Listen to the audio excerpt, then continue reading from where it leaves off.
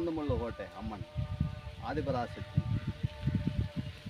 ஜெகமாதேவி பரமரவாக்கு தேவி ஜெகமா அருள்வாக்கு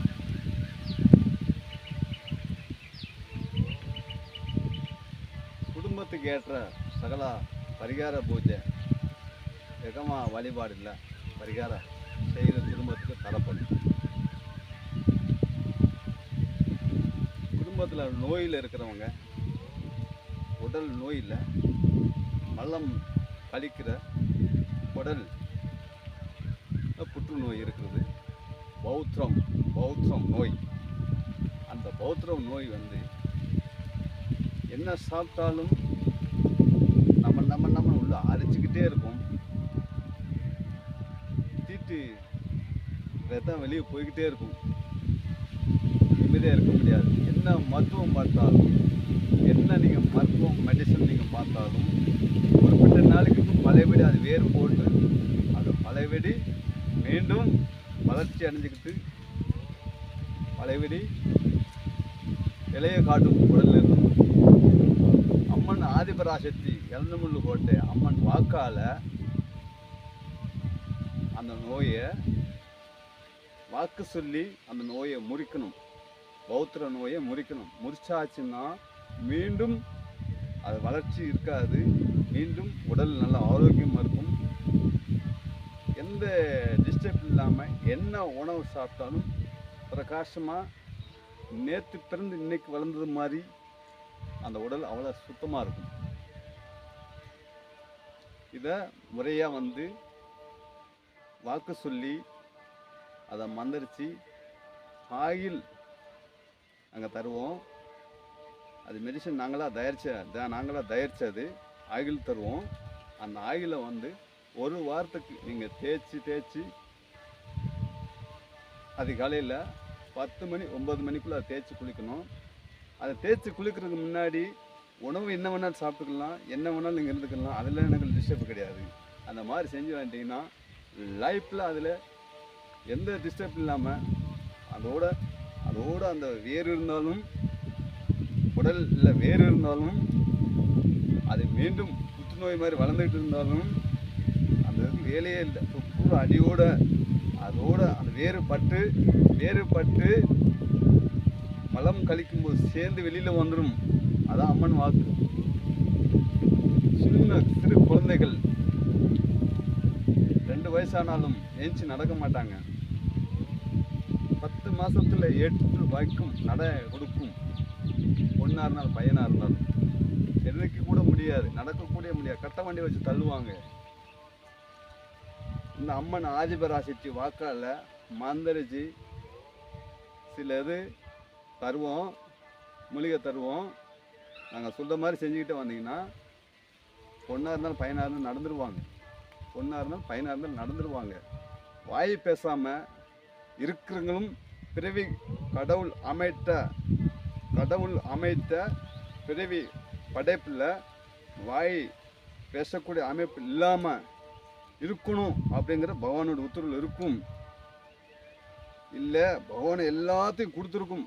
நல்லா வளரணும், நல்லா ஆரோக்கியமாக இருக்கணும், நல்லா 4 பேர்த்து மாதிரி வேலை செய்யணும், நல்லபடியாக இருக்கணும், நல்லா நிம்மதியாக பேசணும்னு சொல்லி கடவுள் படைச்சிருக்கும்.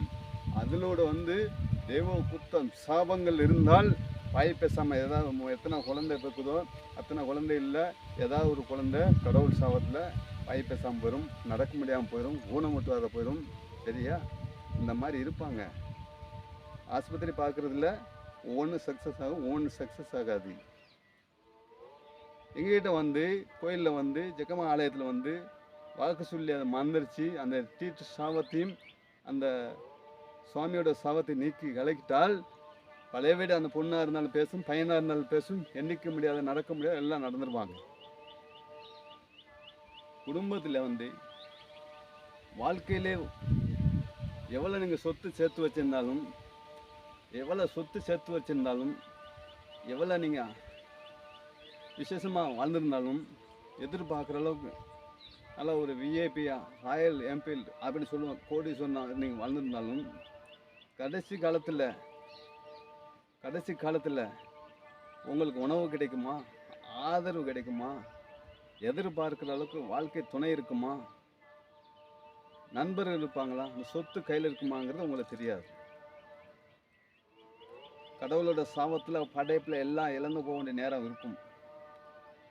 கடவுளோட படைப்பில் எல்லாம் இழந்து போய் நல்லபடியாக விசேஷமாக தர்ற மட்டத்துக்கு கீழே இருந்து கோபுரத்துக்கு மேலே வர்ற அளவுக்கு கடவுளோட அமைப்பில் இருக்கும். அதில் சில தடங்கள் இருக்கும். அதுக்கு சில பரிகாரங்கள் செஞ்சோம்னா எல்லாமே கைவிட்டு போகாத நிரந்தரமாக பரம்பரைக்கு நல்லா இருக்கணும். கடவுள் மேலே நம்பிக்கை வச்சுருப்பாங்க. அந்த கடவுள் மேலே நம்பிக்கை அந்த கடவுளே வந்து முன்னாடி நின்னாலும் கடவுளே இல்லை அப்படின்னு சொல்கிறவங்க நிறைய பேர் இருக்கிறாங்க. கடவுள் மேலே பக்தி வச்சுக்கிட்டு கண்ணை மூடிக்கிட்டு அலையிறவங்க நிறைய பேர் இருக்காங்க. மனசுக்குள்ளே கடவுள் வேண்டுவாங்க, வெளியே சொல்கிறதுக்கு அசிங்கப்படுவாங்க. என்ன மென்டல் மாதிரி பேசுகிறாங்க அப்படின்னு நினைப்பாங்க சொல்லி பேசுறதுக்கு அச்சப்படுவாங்க. ஆனால் மனசுக்குள்ளே வேண்டிக்கிட்டே இருப்பாங்க, கடவுள் வேண்டுவாங்க. கடவுள் வேண்டாத ஆள் யாருமே இல்லை. கடவுள் வேண்டாத ஆளும் கடவுள் வேண்டாத வேண்டி வேண்டி வேண்டி மனசுக்குள்ளே நிரம்பிஞ்ச மனசோட வச்சுருப்பாங்க, வெளியில் மட்டும் அதை காட்டவே மாட்டாங்க. அந்த மாதிரி ஆட்கள் நிறைய இருக்கிறாங்க. ஆனால் கடவுள் இல்லாமல் நான் நம்ம பூமியில் நம்ம படைப்புல பிறந்து வாழ்ந்து நம்ம இருக்குல்ல, கடவுளோட அமைப்பில் தான் நம்ம இருக்கிறோம். நம்ம பிறக்கும்போது அப்பா அம்மா தான் நம்ம கடவுள். அவங்க பிறக்கும்போது அப்பா அம்மாவுக்கு அவங்களுக்கு கடவுள். அதுவும் அவங்க பிறக்கும்போது கடவுள் இந்த அமைப்பில் இருக்கும். இதை உணரணும். உணராமல் எந்த ஆசைகளும் எந்த உணர்வுகளும் எதுவுமே இல்லாமல் சில பேர் கஷ்டப்படுவாங்க. கோயிலாக போவாங்க, மாந்திரிகத்துக்கு வரவே மாட்டாங்க. மாந்திரிகத்தில் அலைவாங்க, நல்ல இடம் கெட்ட இடம் தெரியாமல் அலைவாங்க.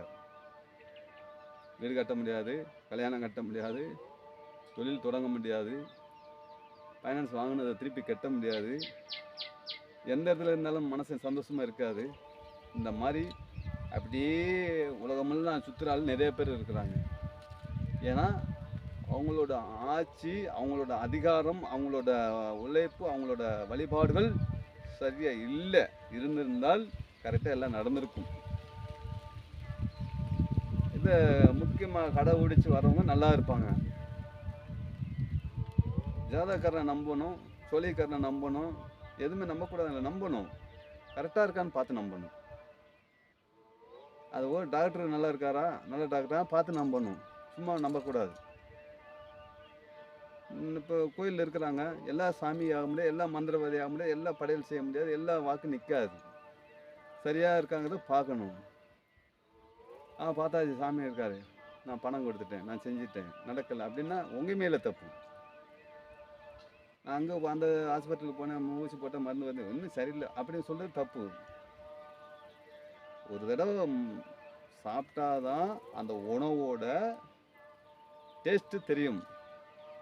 பார்த்தோன்னே உணவு சரியில்லைன்னு சொல்கிறது தவறு. அது நல்லா மல்லிகைப்பூ மாதிரி சாப்பாடு, நல்லா ஃப்ரெஷ்ஷாக வெள்ளையாக இருக்கும், பஞ்சு மாதிரி பால் மாதிரி இருக்கும் சாப்பாடு. ஆனால் சாப்பிட்டா டேஸ்ட் இருக்காது, உடலுக்கும் சேராது. அந்த மாதிரி நிறைய பேர்கள் சரியாக இல்லை தெரியாத அளவுக்கு கண்ணை மூடிக்கிட்டே நிறைய பேர் அலைகிறாங்க உலகத்தில். இப்போ கால் கை உணர்வே இல்லை,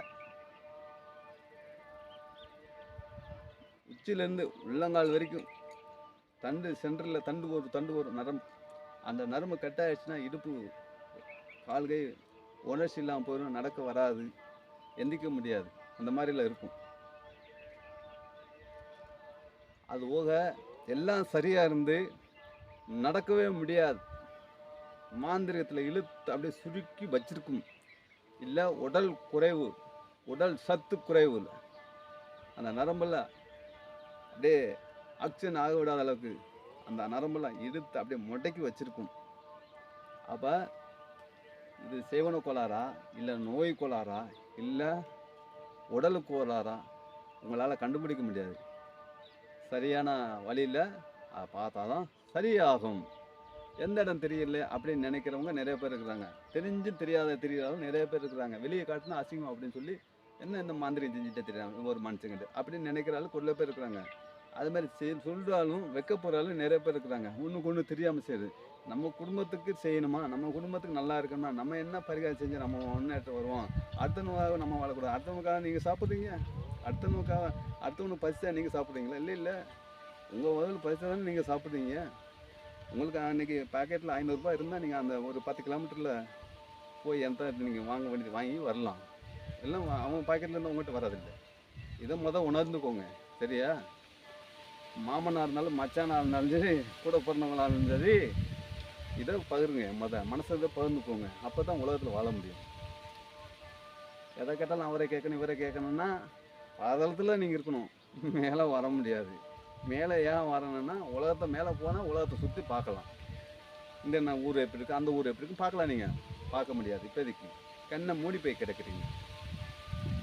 வாங்க, ஆதிபராசக்தி இளநமுள்ள ஓட்டை தெக்கமாட்டை வாங்க.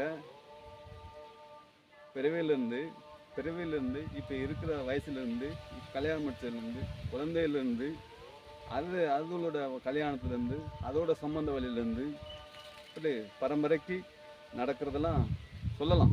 சரியா? நான் சொல்லலாம். அம்மாளோட உத்தரவுப்படி நான் சொல்லலாம். ஆனால் அது கரெக்டாக இருக்கும். சாமி சொன்னார், அங்கே சொன்னார், இளநமுள்ள கோட்டையில் ஒரு சாமி சொன்னார், நல்லா இருக்கு அப்படி நீங்கள் 4 இடத்துல சொல்கிற மாதிரி இருக்கும். ஆனால் அந்தளவுக்கு கேரண்டியாக நாங்கள் சொல்கிறவங்க, பரம்பரையில் வாக்கு படைச்சி படையலில் இருக்கிறவங்க, சொல்கிற வாக்கு மாறக்கூடாது, செய்கிற பூஜை கரெக்டாக நடக்கணும் அப்படின்னு நினைக்கிறவங்க. ஆனால் வரவங்களும் நல்லா இருக்கணும், நாங்களும் நல்லா இருக்கணும், இதை கடைபிடிக்கிறவங்க வாங்க. எல்லாம் நல்லதே நடக்கும், நல்லதே நடக்கும். ஸ்ரீ இளநமுள்ள கோட்டை நமஸ்காரம். ஸ்ரீ இளநமுள்ள கோட்டை நமஸ்காரம். நமஸ்காரம் பகவான்.